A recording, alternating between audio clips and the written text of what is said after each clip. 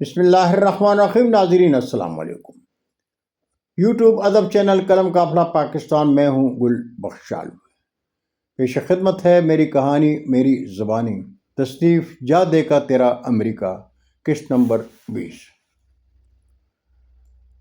ناظرین، social security office کی خاتون آفیسر کے وعدے کے مطابق ایک ہفتے بعد ڈاک میں مجھے سوشل سیکورٹی کارڈ وصول ہو گیا۔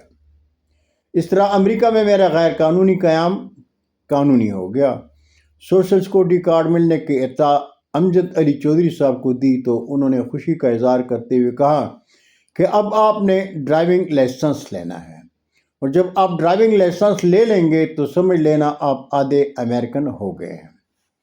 سوشل سیکورٹی ملنے پر میں کس قدر خوش تھا وہ میں جانتا ہوں، یا میرے بچے جو امریکہ میں میرے غیر قانونی قیام سے پریشان تھے، اس لیے کہ امریکہ میں غیر قانونی قیام کے جرم کی تلوار سر پر لٹک رہی تھی۔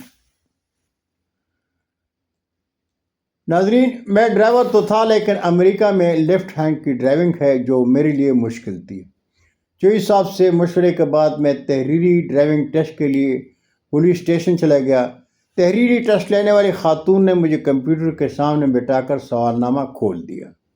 20 سوال تھے، 17 کے جواب دینے تھے۔ ہر سوال کے آگے 3 جواب تھے، ایک جواب کا انتخاب کرنا تھا۔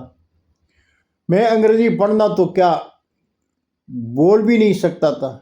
سوال میری سمجھ میں آتا تو جواب لکھتا، اس لیے پہلے ہی 3 سوال کے جواب غلط لکھ دیے اور ٹیسٹ میں فیل ہو گیا۔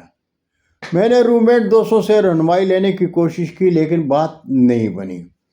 4 مرتبہ ٹیسٹ میں فیل ہو گیا تو میں نے ٹیسٹ کا کتابچہ پاکستان میں طارق عزیز صاحب کو بھیج دیا تاکہ وہ سوال نامے کا اردو ترجمہ کر دے۔ طارق عزیز صاحب اسکول ٹیچر ہیں اور میری ہر مشکل میں میرا ساتھ دیتے ہیں۔ کوئی 2 ہفتے بعد طارق عزیز صاحب کا خط ملا، انہوں نے سوال نامے کا اردو ترجمہ لکھ دیا تھا۔ ایک دن کی تیاری کے بعد میں تحریری ٹیسٹ دینے جب پولیس اسٹیشن گیا تو ٹیسٹ لینے والی خاتون پولیس آفیسر مجھے دیکھ کر مسکرائی اور کہنے لگی، you come again, are you ready? تو میں نے کہا، یس میم، آئی ایم ریڈی۔ اس نے کمپیوٹر کے سامنے بٹھا کر سوال نامہ اسکرین پر سامنے رکھ دیا اور میں بسم اللہ پڑھ کر ہر سوال کا جواب لکھنے لگا۔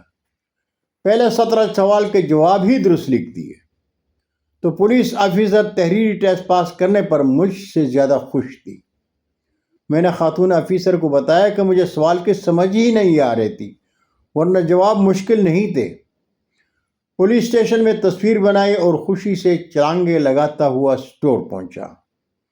چوہی صاحب اسٹور ہی میں ملے، انہیں ٹیسٹ پاس کرنے کا بتایا تو کہنے لگے، آج آپ امریکہ میں اپنے خوبصورت قیام کے لیے اپنی منزل کے قریب پہنچ گئے ہیں۔ اگلا مرحلہ پریکٹیکل ڈرائیونگ ٹیسٹ کا ہے، 2-4 دن میرے ساتھ ڈرائیونگ کر کے ہاتھ سیدھا کر لو۔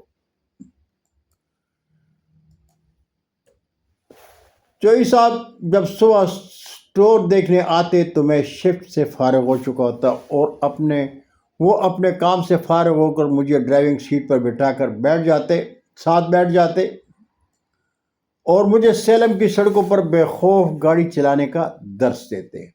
ایک ہفتے میں پریکٹیکل ڈرائیونگ ٹیسٹ دینے میں ٹیکسی میں چلا گیا، اس لیے کہ ٹیسٹ اپنی گاڑی میں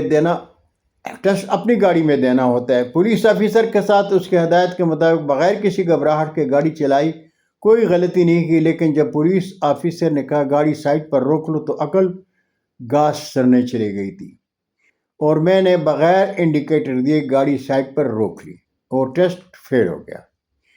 ایک ہفتے بعد دوبارہ ٹیسٹ دینے گیا تو پریکٹیکل ڈرائیونگ ٹیسٹ بھی بغیر کسی مشکل کے پاس کر لیا۔ اس دن میری خوشی انتہا پر تھی۔ چودھری صاحب کو فون پر ڈرائیونگ ٹیسٹ پاس کرنے کی خوشخبری سنائی تو انہوں نے خوشی کا اظہار کرتے ہوئے کہا کہ آپ نے امریکہ میں اپنے قیام کے لیے ہر ناممکن کو ممکن کر دکھایا ہے۔ اللہ پر بھروسہ اور جذبے جوان ہوں تو راستے خود بخود راستہ دے دیا کرتے ہیں۔ سعدی رحمۃ اللہ علیہ فرماتے ہیں کہ تنگ دستی میں دل شکستہ اور پریشان نہ ہوں، اس لیے کہ آب حیات اندھیروں میں پوشیدہ ہے۔ بلاؤں میں گرے ہوئے انسان تو نہیں جانتا، خدائے مہربان کی عنایات پوشیدہ ہوا کرتی ہیں۔ ناظرین، پاکستان میں بیوی بچوں اور طارق عزیز کو ڈرائیونگ لائسنس ملنے کا بتایا تو وہ بھی میری خوشی میں شریک ہو گئے۔ طارق عزیز، محمد اشرف سونی اور محمد جمیل نواز میرے مشکل ترین وقت میں بھی بہترین دوست تھے، مجھے حوصلہ دیا کرتے تھے۔ کھاریا میں میری کمیٹی کے کاروبار کا حساب طارق عزیز کے پاس تھا۔ میں امریکہ سے جو بھی رقم پاکستان ارسال کرتا، طارق عزیز صاحب ہی کے بینک اکاؤنٹ میں ڈپازٹ کیا کرتا تھا۔ دوست تھے لیکن کمال کے ذمہ دار اور ایماندار شخصیت کے مالک۔ ڈرائیونگ لائسنس ملنے کے کوئی ایک ہفتے بعد میں نے $2000 میں کیمری گاڑی خریدی اور میں سیلم سے کوئی 50 میل دور جامع مسجد میں جمعہ پڑھنے جانے لگا۔ امریکہ میں باجماعت نماز تو نہیں پڑھ سکتا تھا، لیکن جمعہ پڑھنے کی خواہش تھی، وہ اللہ نے پوری کر دی۔ بہت شکریہ ناظرین، زندگی نے ساتھ دیا تو آپ بیتی کی اگلی قسط میں انشاءاللہ پھر ملاقات ہوگی۔ اجازت چاہوں گا۔ اللہ ہم سب کے پاکستان کا حامی و ناصر ہو۔ پاکستان زندہ باد۔